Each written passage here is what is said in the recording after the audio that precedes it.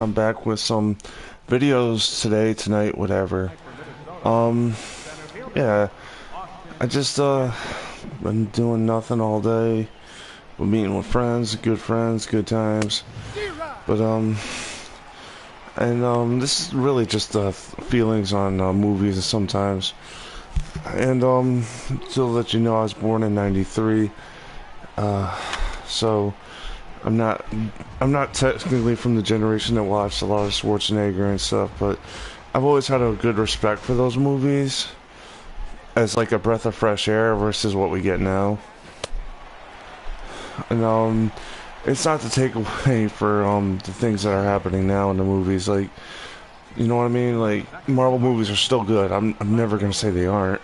They very rarely are they bad, but it's just like they lack an edge. You know what I mean? And I don't know if it's a good or a bad thing, to be honest. Because when you have an edge, you can piss people off. But if you don't have an edge, you appeal to more people.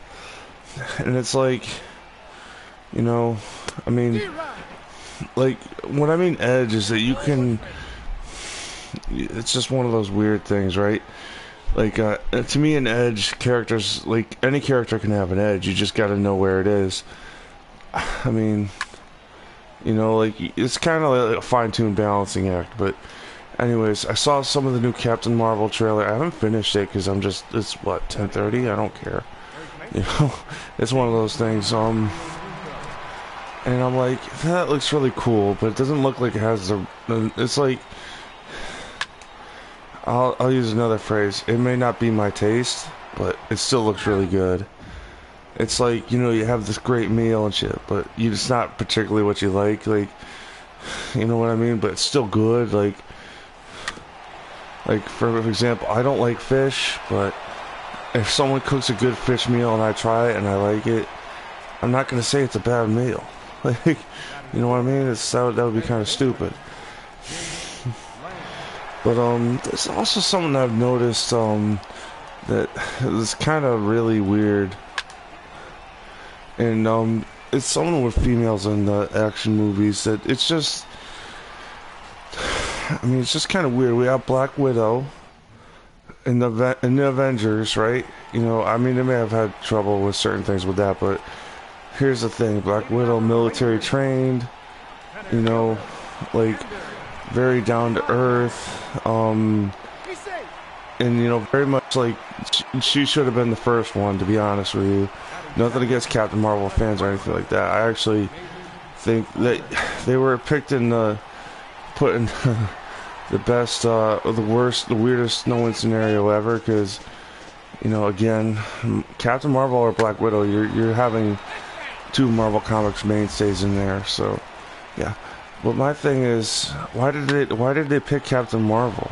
Like, she hasn't been set up yet. I mean, we may have been overexposed to Black Widow or underexposed if you know all the stuff. But it's like, you know, I would have loved to see a Black Widow movie, and it's not because it's not like it's a weird thing I have to say. I think Marvel was playing it safe in a lot of ways by picking Captain Marvel. And what I mean by that is, it's probably had to do something with getting Scarlett Johansson, you know, schedules and all that stuff, and you know the fact that she's currently in the Avengers, so that means the timeline would have to be dealt with. With Captain Marvel, you know, you get some of the same things, but you also don't have the timeline issues. You know what I mean? Like, you don't have the continuity issues or whatever. What I don't understand is, like, and this is just me, like, Black Widow's been, like, in the wings forever. And I mean, I'm not, like, and part of this is gonna sound weird, so I'll just have to put my cards on the table, is Black Widow is a down-to-earth woman that could kick your ass, and she doesn't have any powers. I mean, she has a lot of training, so it's like that, but then you get Captain Marvel, who's, you know, supernatural in some way, you know, and that, like, you know, and that kind of seems like, and I'm not saying this to shame anybody, but, like, I'd rather have the Black Widow because it's more real. I don't know why it is, because they're both military trained heroes, but it's like, it just suits me a little bit better, right? You know what I mean? You can't become a Kree, but you can definitely join the military or things like that. You know what I'm saying? But it's also like, you know, and I'm not trying to shame Captain Marvel fans. I really gotta praise them. You know, they looked like they did a good job. I like the fact they're bringing in the Skrulls, because that's always fun as a viewer and reader. But I just think Hollywood has a problem with the female action hero. It's kind of what I just said. You know, Black Widow is very good. She's very attractive and things like that. But she's more down to earth, and therefore, you know, the people going to see the movies would be like, oh, really ridiculous. Like, you know, she's a kick-ass female. She really deserves her own movie. But a lot of people don't feel that way. There's a lot of people that hate social justice warriors, and it's like, you know, I think Disney was kind of trying to cop out a little bit. And I mean, admittedly, it's not like they have to do what I say. It's also like they have a bunch of characters that could totally fit there. Captain Marvel has Miss Marvel in the folds, you know what I mean? So that's always good to have that, but it's kind of just like, why her? Like, specifically, why her? You know, there's other characters of I mean, to be honest with you, all the characters do have their problems, but I'll just say it. There's She-Hulk, there's Jessica Drew, Spider-Woman, and like, and it's also, I mean, this is the problem I see with those is that they're male. They have a male counterpart, Spider-Man and Hulk. But Captain Marvel wasn't always a woman. That was like 30 years ago when they started, you know, moving away from, it was like 1980s, so early 80s, so it might have been 40 years ago by this point, you know what I mean? So they've had a good chance to build it up as a female, you know, hero. That's cool. I mean, it's like one of those things, but then again, like, it's just, you know, I mean, part of what I'm saying is they had a good chance to build the brand, you know, whereas Spider-Woman's always been hit or miss, and She-Hulk is kind of a little bit out there, because she kind of, and this is what I know of her in the comics, she kind of lives in both worlds, if I could use a phrase.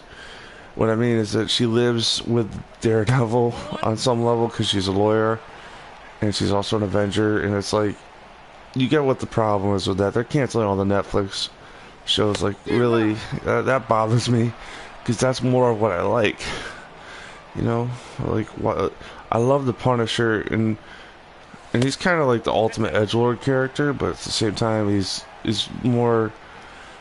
cool.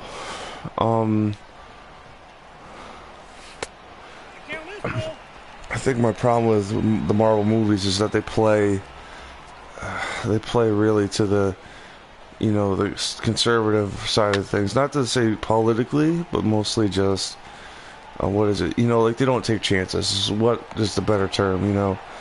They don't take chances, and that's cool. Like, I mean, they're in the business of making money. Some of the things I've learned is that they're not very filmmaker friendly, and that's actually understandable.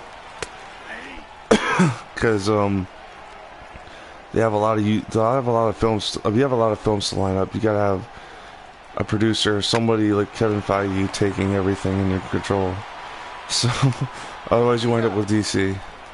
That's the other thing. I love DC and Marvel. I'm not really on either fence, but DC is like,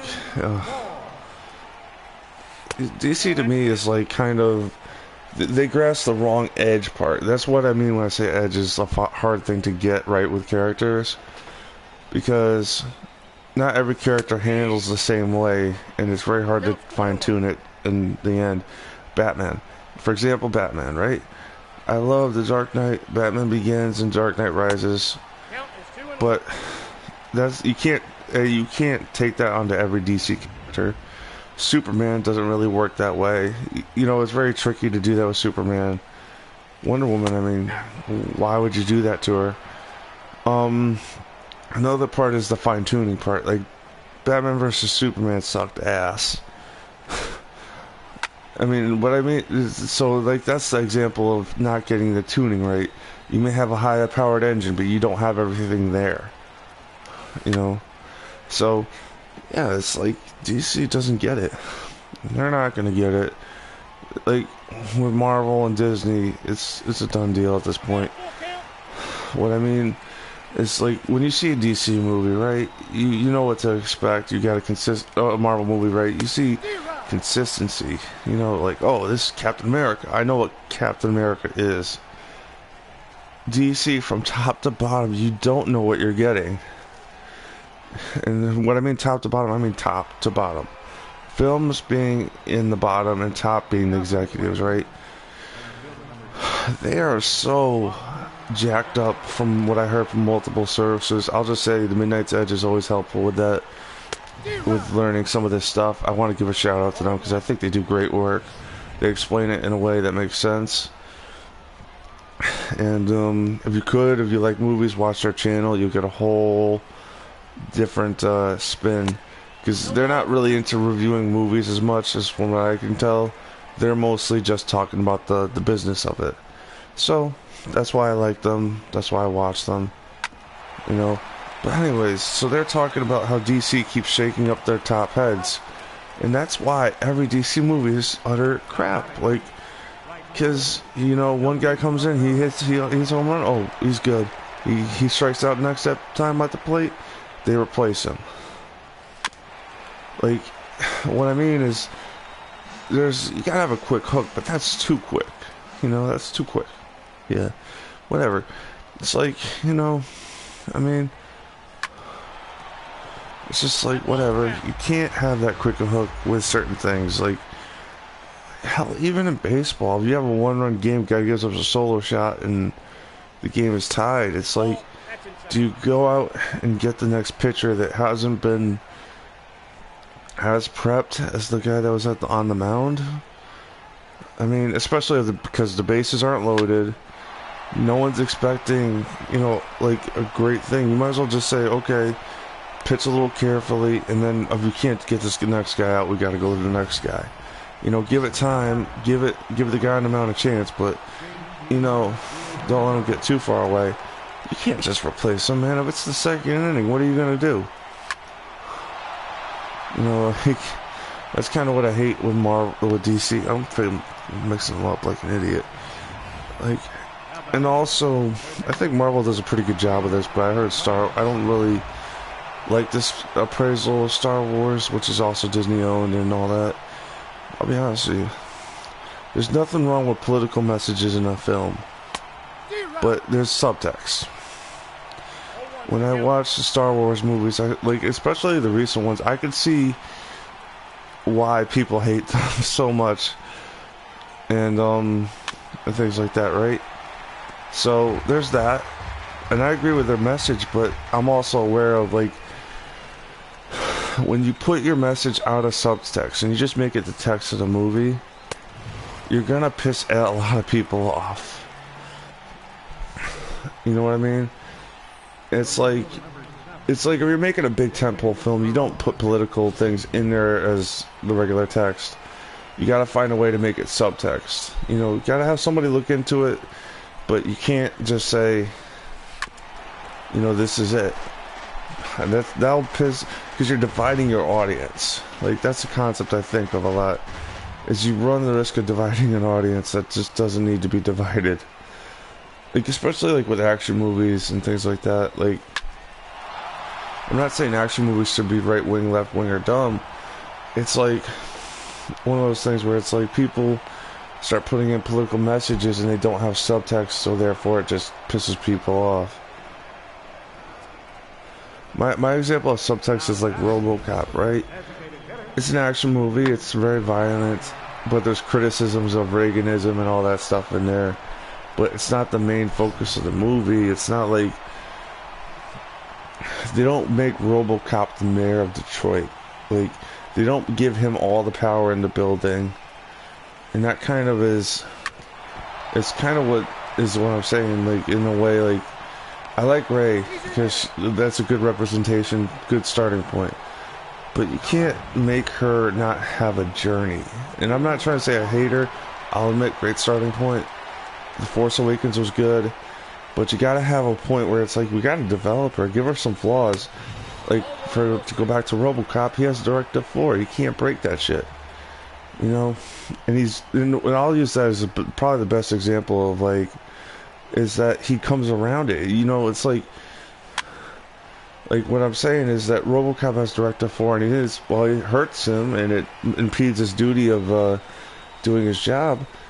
He works around it, and he's a better character for it. You know what I mean? He struggles with it, and he gets around it. But when you make a character too perfect, you run into problems. Like, you just can't do that. You know? Okay, I'm gonna have to change my controller because it's dying a little bit, and I mean, maybe I won't, because it's what, you know, I'm gonna pause this again. You're gonna get that blue screen for a little bit. 11 o'clock at night. I don't care. Shit, because I don't want my PS4 being on all night, or in rest mode, or whatever. You know, I kind of consider that on, and it's like it's just really handy, but not every day. I don't want that. It's been on for like a few days, but like, I'm not crazy. I'll turn it off. Rest mode is not like something I like to leave it in, for the reasons of, you know, like, it's not really off. And second, you know, I don't know what I'm gonna do. And it's like a pain to go, okay, turn it. Oh, it's Friday. I actually could charge the controller. It's like, right, you know.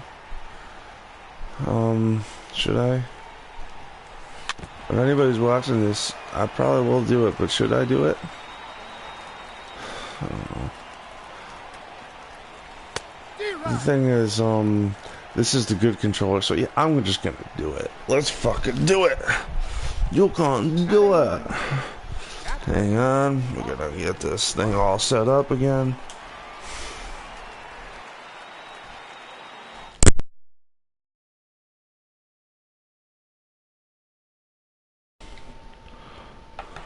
Alright.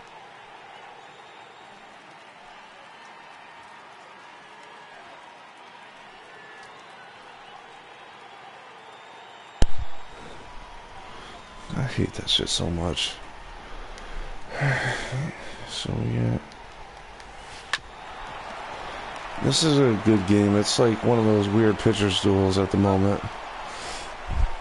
Yeah, I've been talking so much stuff. I gotta go back to baseball sometimes. Like, again, dividing my audience. Fuck. Oh, shit.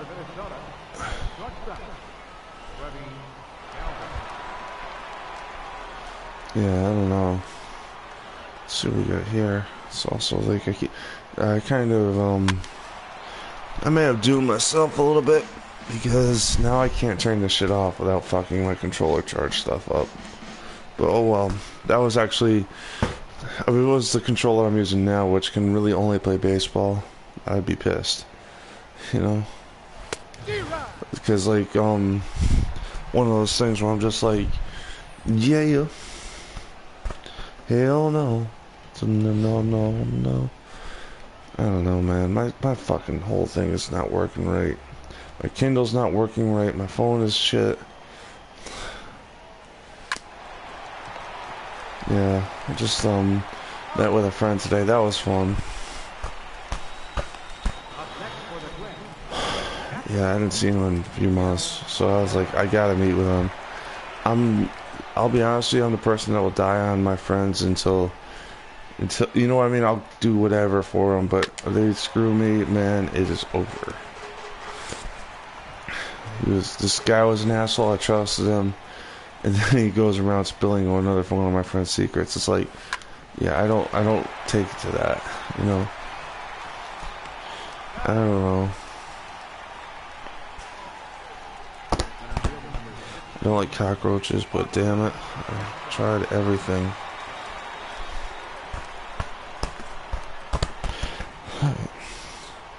I don't know, 20 minutes is good, but we're just really doing this until the other controller charges, and I'll turn it off.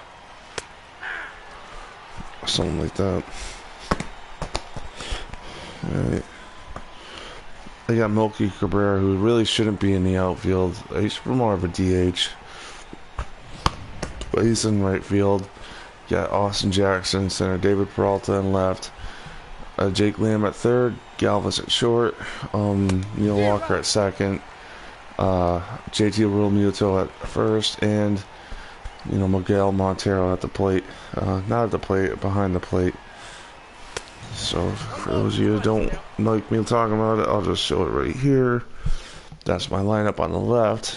So yeah, again, it's kind of like a sub lineup, right? Where you just say, fuck it, put everybody at their second position, or an example, Neil Walker and Melky Cabrera, say screw defense and just put them in there.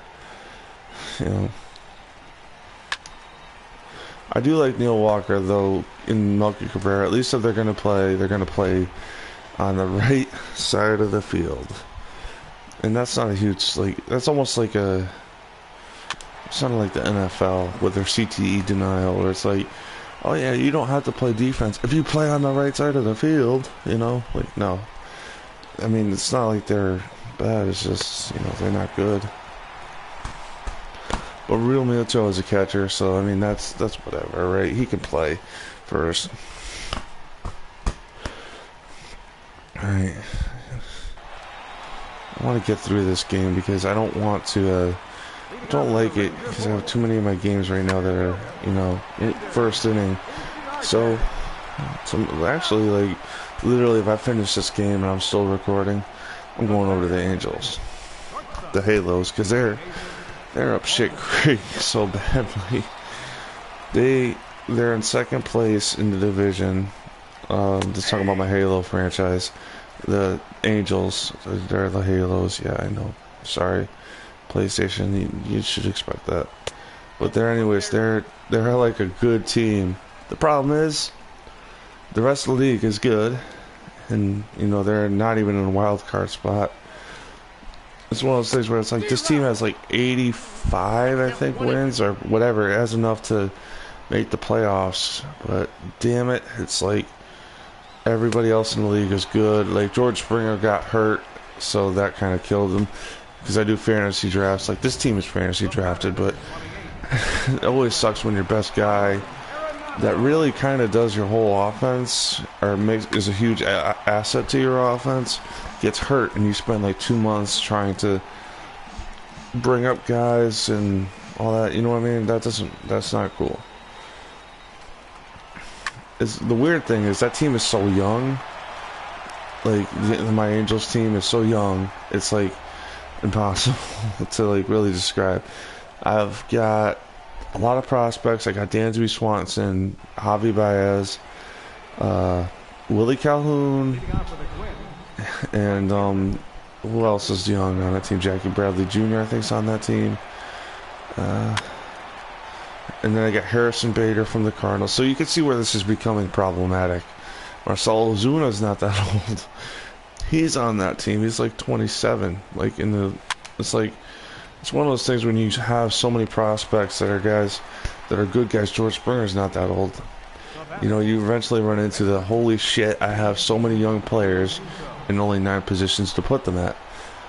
And also, it's who do you trade? Because you got Dansby Swanson plays short, and so does my other guy, but I can't pronounce his name, but I have another shortstop prospect. I'll probably show it to you.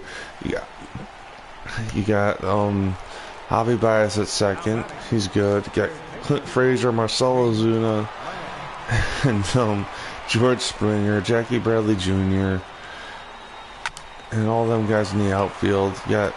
So you can see where this is okay, who gets to play, And then I got no bullpen, so that's kind of a clear, decision right there. I gotta find somebody that can get me some relievers, because that's not right.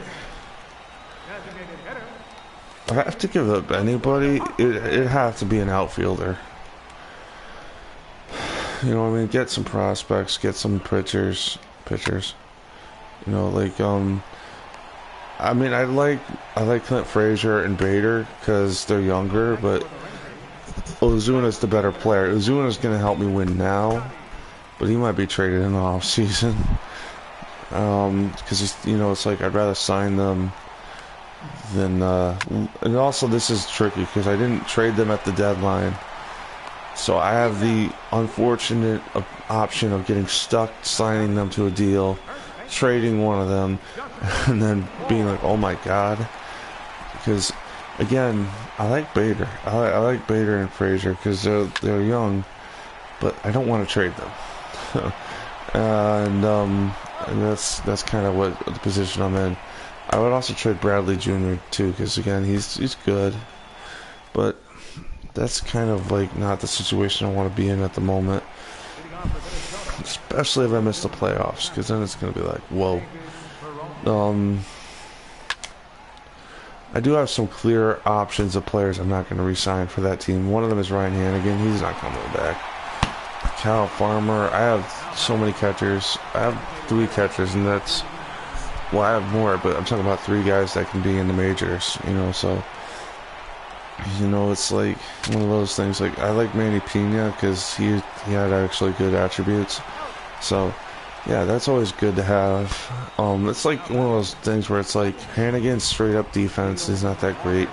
Pena is straight up offense, and he's not really young. Kyle Farmer and Mejia are really the only guys you want to start. And then it's like, okay. It's like one of those things. I'd rather have Hannigan as the AAA backup and Farmer as AAA starter, and then Mejia and Pena in the major leagues. You know, or, you know what I mean? You want to have the young guys getting into the major leagues, but you don't want 2 young guys and one sitting there. So, you know, again, that also is a trade chip, too, to get rid of some of those guys. Especially Mejia, because, like, I don't know. I mean, not Mejia, but, like, you know what I mean? Catchers are, they're not expendable, but they aren't what they always are. You gotta do dishes, damn it.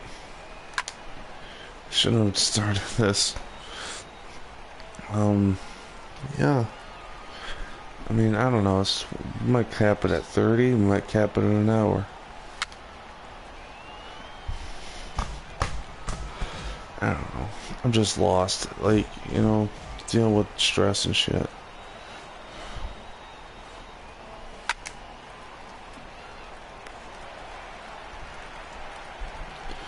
Alright, well... Alright, so what do we got up next? Vernon Vasquez. Alright.